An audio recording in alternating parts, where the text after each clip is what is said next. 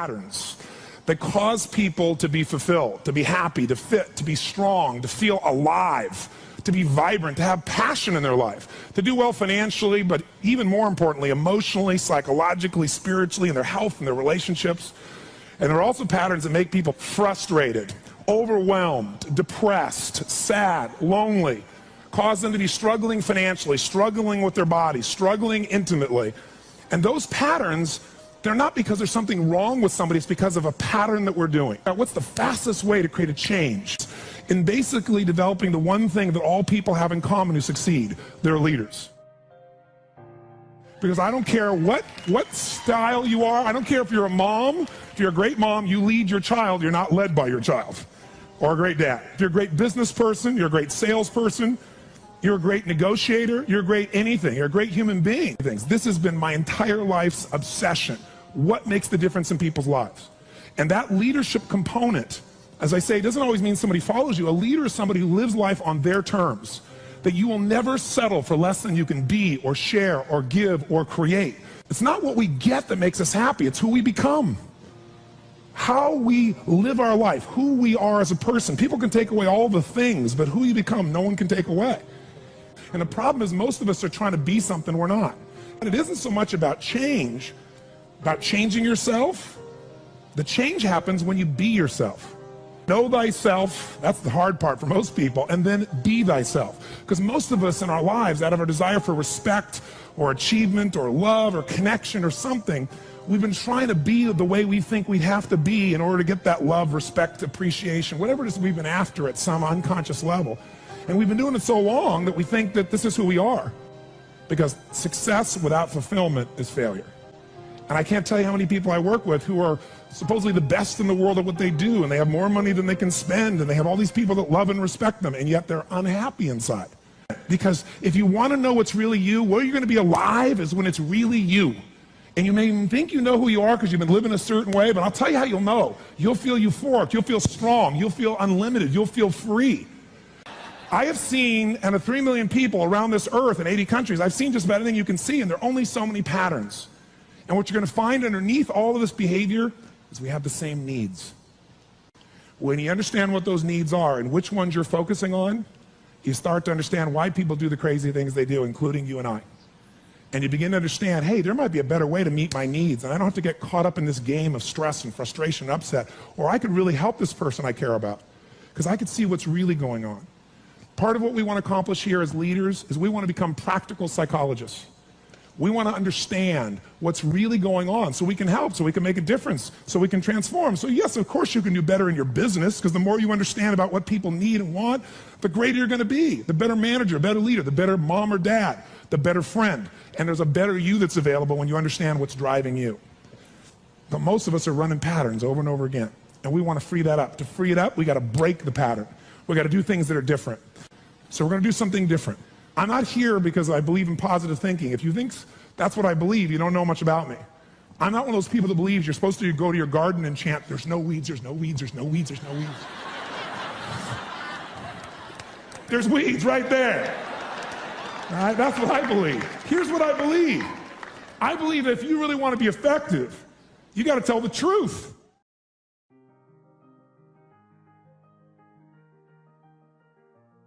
What I want you to get is that the single most important skill in life, it's the word that all leaders have. What would that word be? Influence. What changes companies is leaders. The only way to change a company is leadership. If I want to change a company that I own and I want to make a shift in that company, the number one thing I'm going to do is shifting leadership. That might be taking leaders to a different level. That might bring new leaders in. That might be new leaders of new voices with new perspectives, with new skill sets, new directions, but we need to take things to another level. Leaders solve problems and leaders maximize resources. If you're going to solve problems, you can't do it yourself or it would have already been solved. You have to get others to help you to do it. That requires influence. True? If you're going to get people to maximize resources, that requires influence. If you're going to get people to partner with you, provide you resources, capital, suppliers, anything, that requires influence. If you're going to have an impact on your kids or your community or the world, that requires influence. There is no more important skill of leadership than influence. And yet most of us think of it like selling, and as a result, we don't master influence. So I'm not here today to try and get you to become a master of influence in 45 minutes or so of my chatting with you here, because we have so many of the speakers. This is the area of life I am most focused on. Because I know that if you can't influence, you can't lead. But if you can influence powerfully, intelligently, with integrity, there's no limit to whatever you can envision and what you can make real. And if your influence becomes not just you as the influence, but you're able to influence systems, people, company, culture. If you can turn other people into influencers, now whatever you vision about can be made into a reality. And so as a skill of influence, we got to ask ourselves, how many agree leaders are what change companies? Raise your hand if you agree with that. Say aye. And leaders' number one skill is influence. If you agree, say aye. And then the question becomes, how do you influence? How do you influence consistently with integrity? You can influence many ways. You can do it without integrity. But the good news is we live in a world today where whatever you do, it's transparent to the world because there are no secrets anymore, are there? Try to have a secret today, bless you. You can forget the secret. With the internet, with the culture we have, the way the world is today, there are no more secrets. And whatever you think is still possible to keep secret, give it 3 or 4 more years and it'll be impossible. Every phone call you make is recorded. There's no single phone call that goes in and out of North America that they don't have a recording of, and they can search by word, by tone, by tempo. They can even recognize voices now. There is no such thing as privacy. Everything you've ever put on the internet is there forever, and people know it and can search it. The way you write is searchable now. You can not sign your email, you can put it on somebody else's email, and the structure of your language and the way you influence things can be studied at this level. So the good news about that is manipulation as an ongoing tool for success is over. But adding value will never go out of style. Truth will never go out of style. So influencing with integrity is the secret. But what really influences people? Do facts and figures, we give you enough facts and figures out of a core story, is that going to influence people? No. It's the weaving of that story together in a way that produces what shifts people. And that's human emotion. Ultimately, the big game here is emotion. You have to influence emotion. You have to influence the emotion of your people. If you're going to maximize resources, and if we all agree, as we talked about the other day, it's not a lack of resources, it's a lack of what? Resourcefulness. If you're creative enough, if you're playful enough, if you're determined enough, if you're focused enough, you can find a way. If you're giving enough, if you're generous enough, if you're honest enough, if you're courageous enough, you will get people to help you. You will find the way. You will make that thing happen. You'll access the resource. You get someone to coach you, teach you, loan it to you, let you try it, drive it, experience it. So it's the ability to influence emotion, because that's what affects our intellect. That's the bottom line. A core story is only there to give you a set of facts to educate someone that will make them emotional enough to make a decision.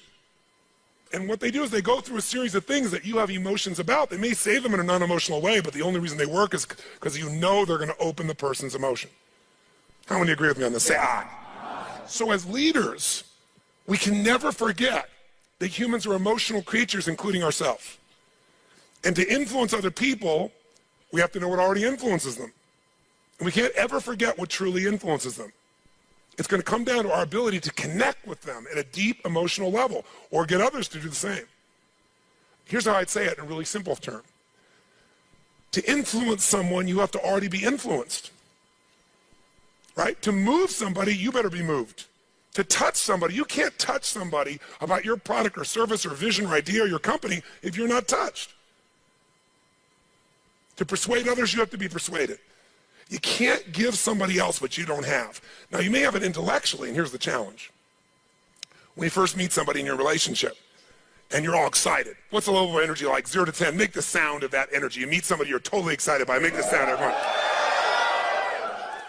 6 months, 6 years, 20 years later. It's scary, isn't it? And it's not time, because there are people I've been with them, been together 65 years, and they're still out of their mind for each other. They make the same amount of noise you did in the beginning here. What changes is, very often, when you're around something enough, I don't care what it is, there's a law called the law of familiarity. The law of familiarity says this: if you're around something enough, you take it just a little bit for granted. And it doesn't matter what it is, it's not that you don't care, it's that you get used to it.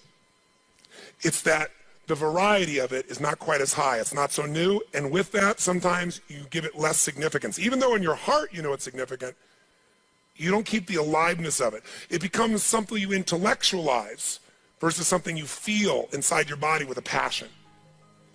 So there are people who say, but we love each other. Yeah, well, that's great. You know, you hug each other every now and then. You say you love each other. Little kiss like that. Was that how it was in the beginning? No.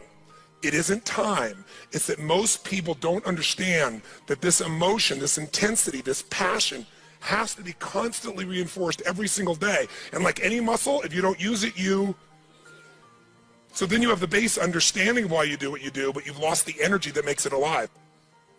And so if you're going to be touching people, you got to be touched. So then the question is, how do we influence ourselves? How do we influence other people? We got to get them into their emotions.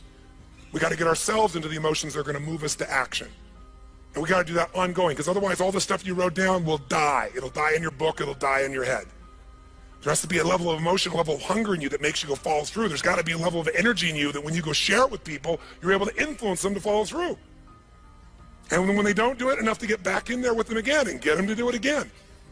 This is where the whole game gets won or lost. Do you agree or disagree with me on this?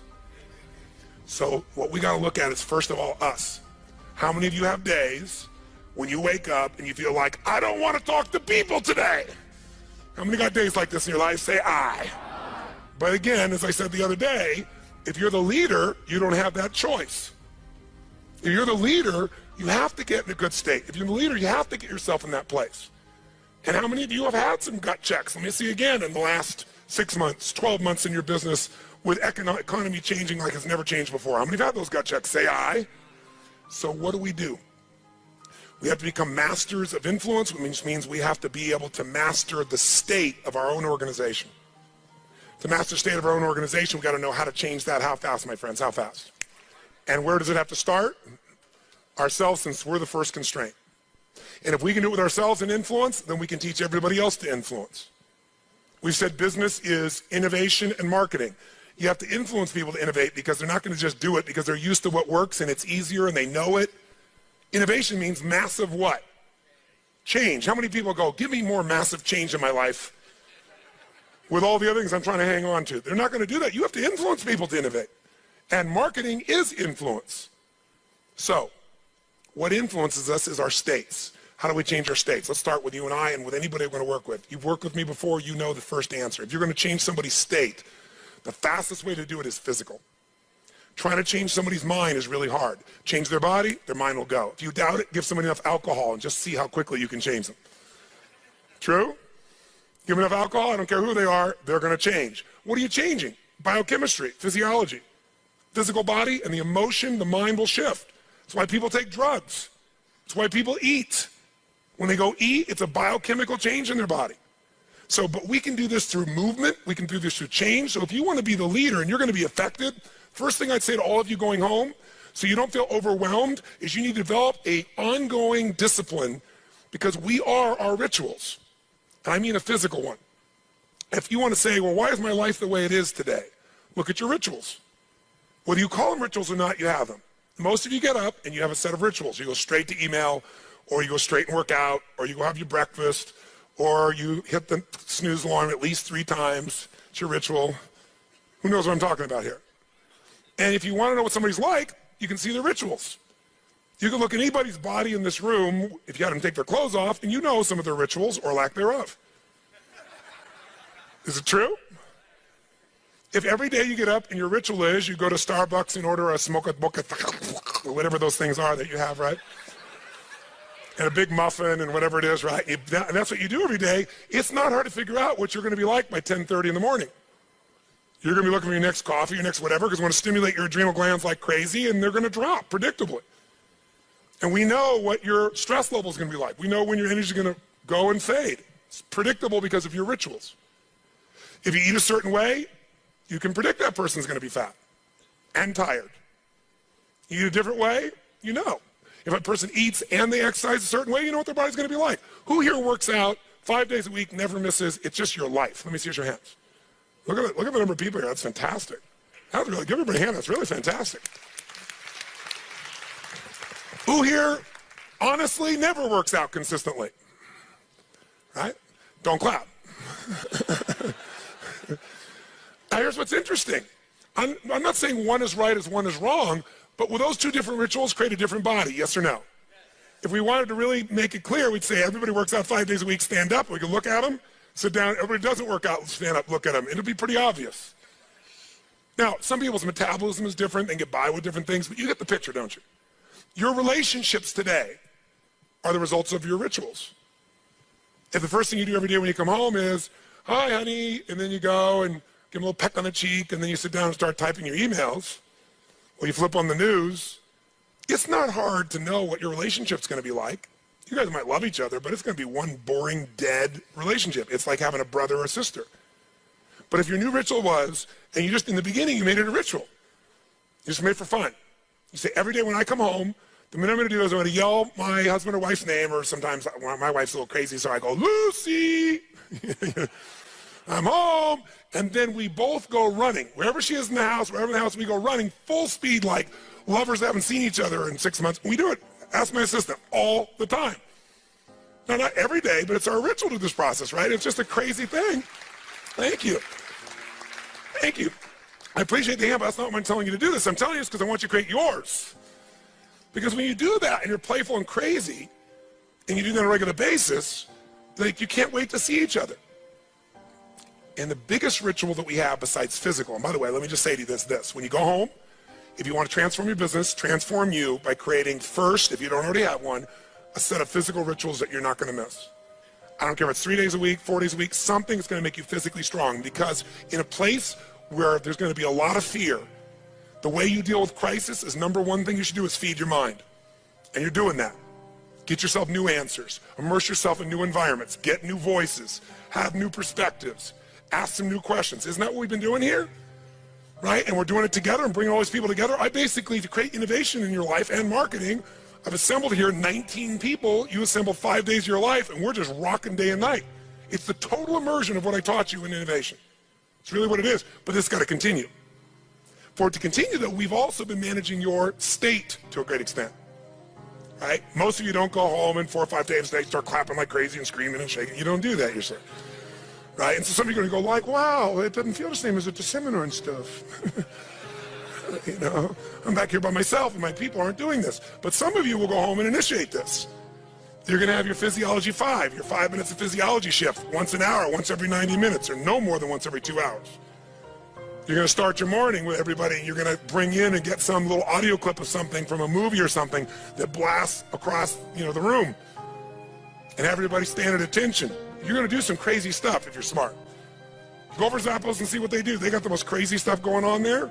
All the stuff that I do in seminars, they do every day at their location with their people. And people can't wait to get to work and they're in a certain state.